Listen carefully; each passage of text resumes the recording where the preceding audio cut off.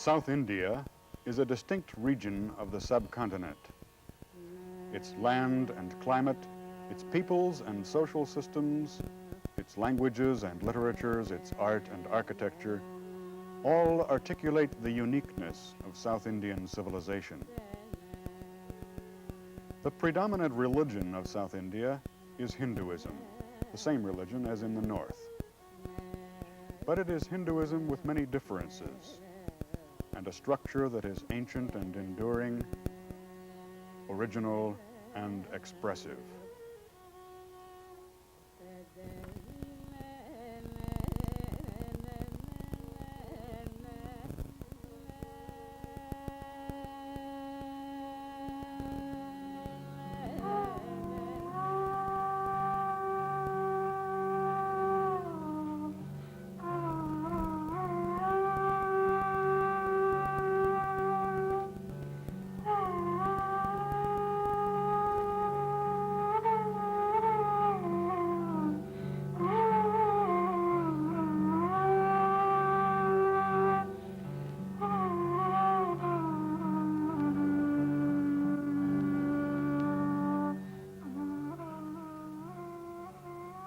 South India is the triangular peninsula of the subcontinent that is largely a plateau about 2,000 feet high, called the Deccan, a name that is derived from the Sanskrit word for south.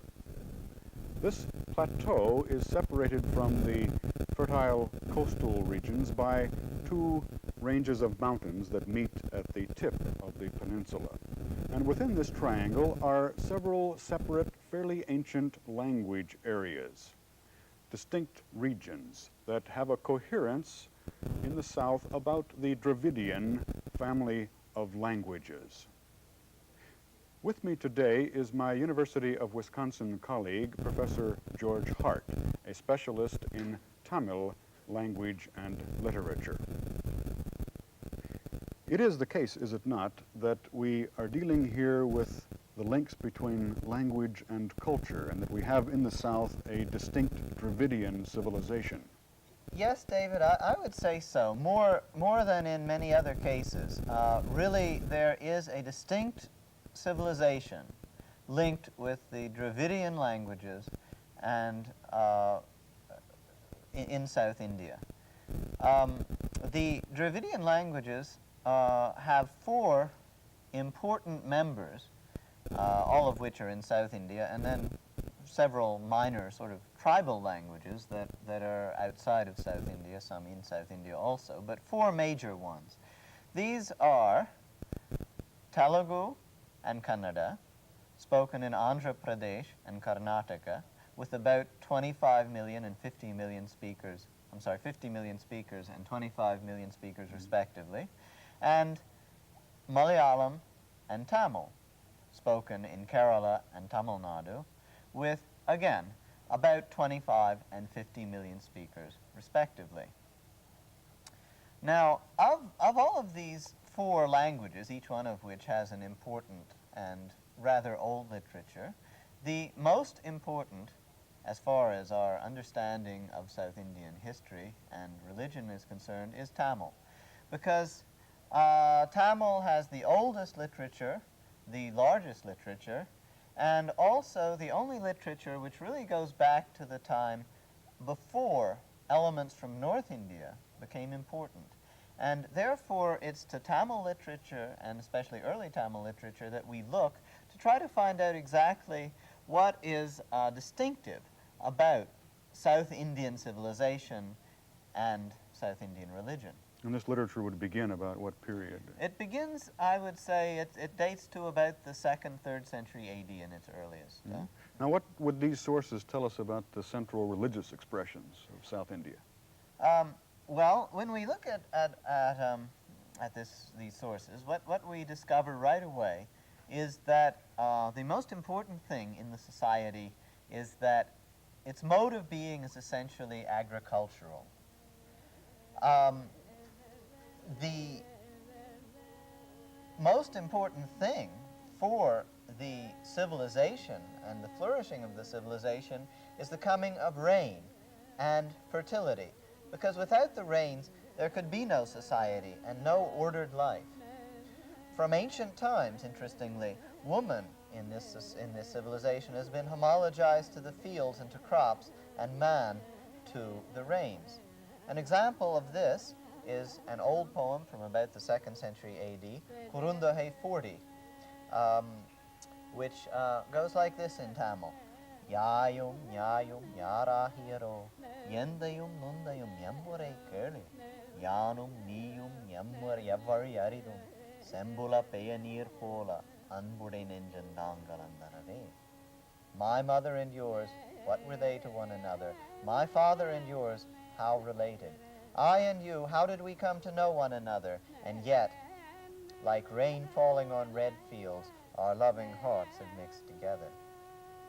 The native South Indian civilization, or situation, is in stark contrast to the situation of the Rig Veda, which was composed by nomadic peoples.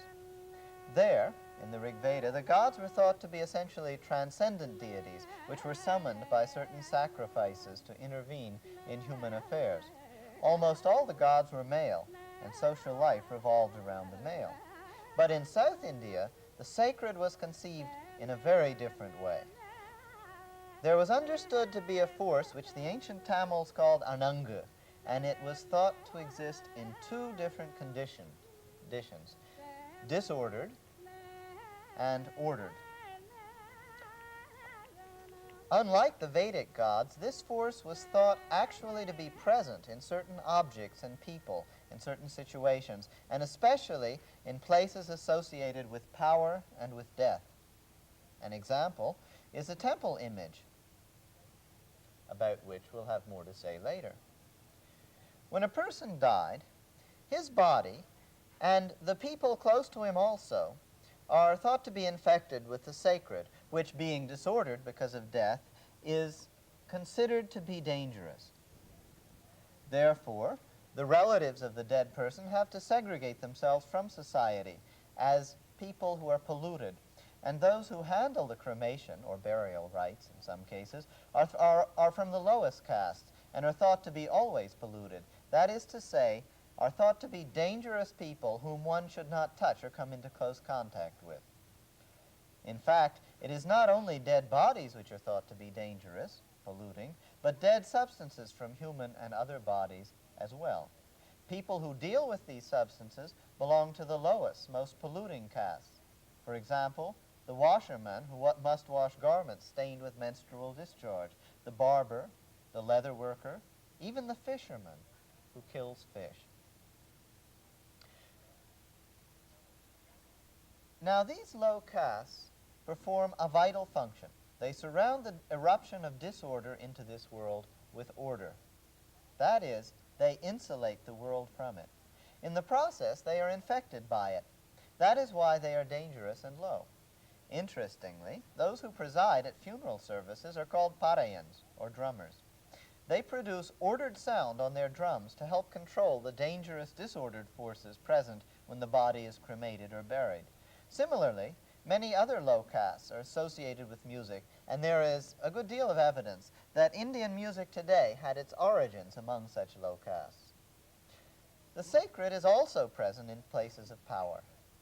In this agricultural society, this means primarily two places, the king and woman.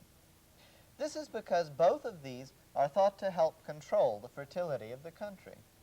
The king does this by keeping out enemies and by exhibiting proper conduct and control, without which it is thought drought and other misfortunes will arise.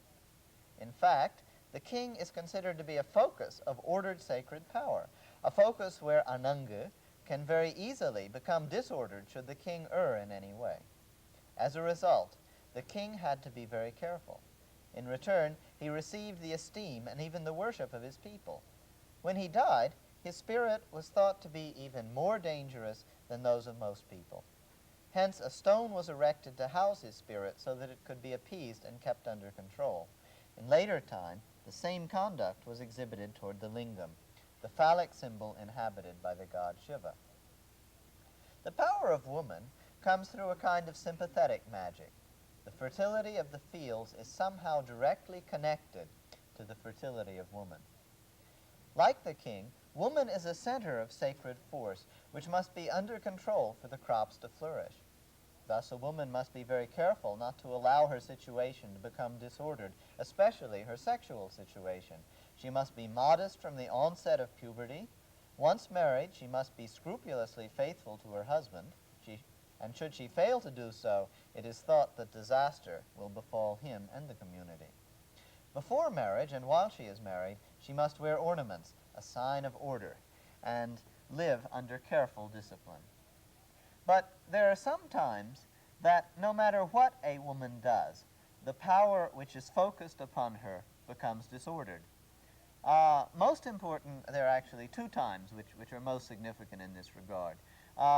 The first is when she is menstruous, and when a dead substance, blood, issues from her body. Now, this can be thought to be a disordered time, not only because of the dead substance, but because the woman has no control over the issuing of this substance from her, and because the period of a woman can be thought of as a sign of failed fertility. Therefore, when a woman is in this condition, she is, even today in villages, supposed to live in a little hut outside of her house and to eat from special dishes, lest she pollute the normal dishes of the family. The other time is when a woman has become a widow, because it was thought that a woman owed complete faithfulness to her husband even after his death. As a matter of fact, it still is. And because of this, a widow must wear white. She must always, or almost all the time, she's supposed to stay at home. She's not supposed to go out very often. She's supposed to eat simple and rather unappetizing food, and never to ornament herself. In other words, she mustn't attract the sexual attention of other men. Now, in ancient times, she actually had to shave her head and keep it shaved, and she was supposed to sleep on a bed with stones in it. Now, in ancient times also, it was thought that if a widow were young and chaste, then even these rather extreme ascetic remedies would not be enough to keep her power under control, and she was supposed to take her own life on her husband's funeral pyre. Sati. In sati, that's right. And in fact, there's a Tamil epic, one of the most important of the pieces of Tamil literature, the Silappadiharam, describes how a young chaste widow is able, with her power, to cause to be destroyed by fire the entire city of Madurai. Now, in this whole overview, I don't notice any mention of mythology or deities in all your discussions of sacred power. That's true, David. There's really almost no mention in Old Tamil literature of any indigenous deities. There are one or two mentioned, and almost no mention at all of any mythology. And so we can say that any indigenous deities or mythologies which were present were relatively unimportant for the worldview of the people. So your point would be that the great gods and goddess traditions would come down from the north? Yes, very definitely. And in fact, the mythologies in modern Tamil Nadu, virtually all mythology, and there's a lot of it in South India, are from the north or are later than this early period that we've been talking about. But what happened is interesting, because when the stories and other elements of North Indian religion began to come into South India, in the first part of the first millennium, they began to catch on. The new gods and goddesses were likened to the king and to woman. Indeed, to this day, the Tamil word for temple is koyil. That is king's ko, house, yil. Like woman and the king, the new gods, and by this I mean their images, were thought to be foci of sacred power, which must be carefully controlled and surrounded by order. This meant not allowing any lower caste people or menstruous women into their presence, and being very careful to guard their purity. Moreover, the new idols were conceived to be like people. They were garlanded, bathed, fed, married, put to bed. More important, perhaps, the relationship of people with these images was modeled on the relationship of subject and king, of man and woman. And that means that the relationships which people had with these gods were very intense emotionally. And because the gods had such enormous power, which might go out of control and become dangerous, men approached them with great fear. Strangely, perhaps, this entailed its opposite as well, love. Thus, in South India, there developed a kind of religion new to India, notable for the intense emotional involvement of its devotees with the god worship. This is called bhakti, or devotion. But its South Indian version, which later spread all over India, is quite different from the bhakti of the Bhagavad Gita, which is more disciplined and restrained. There are various kinds of bhakti in South India, depending on how much the practitioners identify with Brahmanical elements. Among the Brahmanas, for the most part, a more gentle type of worship than among many others holds sway. We're going to observe now an example of the Brahmanical tradition in South India with the worship of Ganesha, or Ganapati, as the elephant-headed one is also known. Ganesha is the bachelor god, the son of Lord Shiva, although he is worshipped throughout India by Vaishnavas and Shaivas alike, particularly at the outset of important undertakings. For this pot-bellied, four-armed deity is the remover of obstacles. In this puja, Professor Velcheru Narayanarao, who teaches Telugu language and literature here at the University of Wisconsin, is the acting priest for a family. And the family is that of a young boy of 17 who is the actual worshiper of Ganesha here on the day of Ganesha's anniversary celebration, Ganesha Chaturthi, the fourth of the bright half of the lunar month of Bhadrapada.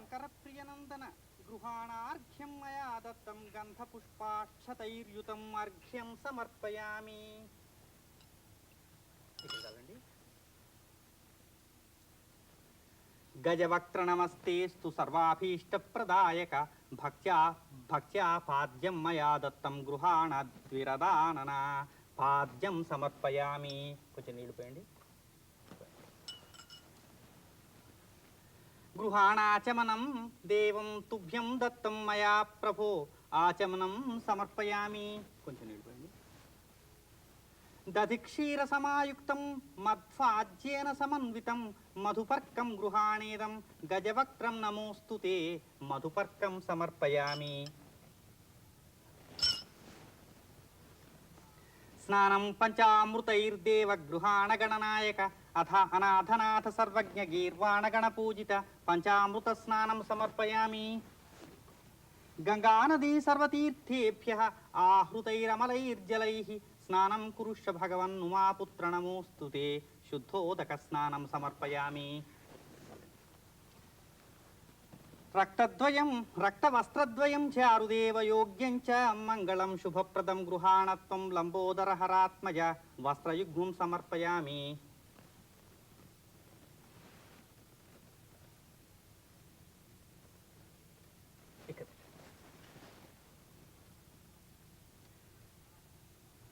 రాజితం బ్రహ్మసూత్రం చ కాంచనం చోత్తరీయకం గృహాణ సర్వధర్మజ్ఞ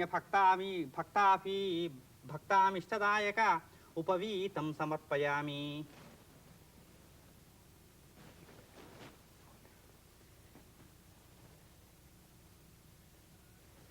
చందనాగరు కర్పూర కస్తూరీ కుంకుమాన్వితం విలేపనం సురశ్రేష్ఠ ప్రీత్యర్థం ప్రతిగృహ్యతాం గంధం సమర్పయామి. అక్షతాన్ ధవళాన్ దివ్యాన్ శాలీయాన్ స్థండులాన్ శుభాన్ గృహాణ పరమానంద ఈశపుత్ర నమోస్తుతే అక్షతాన్ సమర్పయామి. సుగంధాని సుపుష్పాణి జాజీ కుంకుముకాని చ ఏకవింశతి పత్రాణి సంగృహాణ నమోస్తుతే పుష్పాణి పూజయామి. అథాంగ పూజా గణేశాయ నమః పాదౌ పూజయామి. ఏకదంతాయ నమః గుల్ఫౌ పూజయామి. శూర్పకర్ణాయ నమః జానుని పూజయామి. विघ्नराजाय नमः जंखे पूजयामि अखवाय नमः ऊरू पूजयामि हेरंबाय नमः कटिं पूजयामि लंबोदराय नमः उदरं पूजयामि गणनाथाय नमः नाभिं पूजयामि. The boy is receiving instructions in Telugu from the family priest here in order to do this rite. But most of the recitations will be in Sanskrit here in the early parts of the rite. Later on, the priest will do a long recitation, a katha, in Telugu from the Bhagavata Purana. This takes about 1.5 hours to complete. But now in the early stages, the various offerings to Ganesha or Ganapati are being made by the boy under instructions. The boy has taken his bath and come now to the worship where the actual image that you see, the gray clay image, has been made by the priest in the home for this rite. Then there is a presentation of the image for the puja, and offerings now are going with the mantras in Sanskrit: flowers, leaves, fruit, incense, sandalwood, clothes, a lamp. And finally, after all of the offerings, there is the gift-giving verse, "O Ganesha, be satisfied and pleased with these offerings. May we be free from any difficulty in all places and at all times." For the intention of worshiping Ganapati is to remove all difficulties. He destroys obstacles that stand in the way of those who worship him. So even hearing this story, those who are present in the family of the boy, by hearing the recitation, will have difficulties removed from their particular desires. विनायकाय नमः श्वत्थपत्रं समर्पयामि सुरसेविताय नमः अर्जुनपत्रं समर्पयामि कपिलाय नमः अर्कपत्रं समर्पयामि श्रीगणेश्वराय नमः 21 पत्राणि पूजयामि. अष्टोत्तर शतनाम पूजा. ओम अक्षत्र पूजयंడి. ओम गजाननाय नमः. ओम गणाध्यक्षाय नमः. ओम विघ्नराजाय नमः. ओम विनायकाय नमः. ओम द्वैमातुराय नमः. ओम सुखनिधये नमः. ओम सुरारिविघ्नाय नमः. ओम महागणपतिये नमः. ओम मान्याय नमः. ओम महाकालाय नमः. महाबलाय नमः. हेरंभाय नमः. लंबोदराय नमः. हर्षग्रीवाय नमः. महोदराय नमः. मदोत्कटाय नमः. मंत्रिणे नमः. मंगलेश्वराय नमः. शाश्वताय नमः. ब्रह्मचारिणे नमः. ब्रह्मरूपिणे नमः. जिष्णवे नमः. विष्णुप्रियाय नमः. प्रमोदाय नमः. प्रथमाय नमः. प्राज्ञाय नमः. विघ्नकर्त्रे नमः. विघ्नहन्त्रे नमः. विश्वनेत्रे नमः. द्विमुखाय नमः. प्रमुखाय नमः. सुमुखाय नमः. कृतिने नमः. प्रदीपाय नमः. बलाय नमः. बलोत्थिताय नमः. बलात्मिने नमः. पुराणपुरुषाय नमः. अभीष्टवरदाय नमः. अग्रगण्याय नमः. अग्रपूजाय नमः. अभीष्टवरदाय नमः. भक्तशिवये नमः. भावगम्याय नमः. मंगलप्रदाय नमः. अव्यक्ताय नमः. कुंजरासुरभंजनाय नमः. क्षमीकरप्रभाय नमः. मंत्रिकृते नमः. सर्वाय नमः. सर्वोपन्यासाय नमः. सर्वकर्त्रे नमः. सर्वसिद्धये नमः. सर्वसिद्धिप्रदाय नमः. पंचहस्ताय नमः. पार्वतीनंदनाय नमः. प्रभवे नमः. कुमारगुरवे नमः. अक्षोभ्याय नमः. श्रीपतये नमः. वाक्पतये नमः. आश्रितवत्सलाय नमः. शिवप्रिये नमः. शीघ्रकारिणे नमः. संसाराम्बुनिधये नमः. महाईशाय नमः. सिद्धिबुद्धिप्रदाय नमः. मणिकिंकिणी मेखलाय नमः. सहिष्णवे नमः.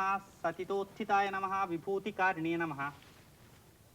Now, as illustrative as this is for the Brahmanical tradition, the Sanskritic tradition in South India, we know that this really isn't the whole story of South Indian bhakti. That's right, David.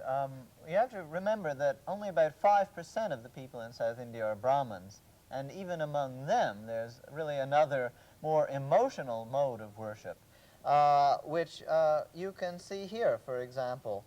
The attitude towards God is characterized by utter surrender, like the boy who here has taken a vow, or like the devotee who is possessed here by the god Murugan. Now, in those festivals where the image of the god is carried around the streets of the village, ecstatic devotees vie to carry the image or to pull the great cart on which the god is enthroned. Yes, and there are well-known tales of great devotees of the past. That's true. And I think one of the most interesting series of these tales is about the 63 Nayanmars, or Shaiva saints in Tamil Nadu. And I'd like to tell you one of those stories, just to illustrate some of the attitudes. The story is that there was a devotee named Siratondar who had taken a vow that he would never eat unless it were in the presence of another Shaiva devotee. Now, Shiva decided to test him, and so he arranged that one day there would be found no devotee to eat with Siratondar. But Shiva himself came down from his mountain, the Mount Kailasa where he lives up in the north, and assumed the garb of a Bhairava ascetic, a dreadful Shaiva ascetic, and arranged that he would be near the house of Siratondar that day. So Siratondar went out to try to find a devotee, and he looked around and he finally found this, this ascetic. And he asked the ascetic to come eat with him. And the ascetic said, well, I'll come, but you have to fulfill a vow I made. And the vow is that I will break my fast only if I can eat the human flesh of an only male child.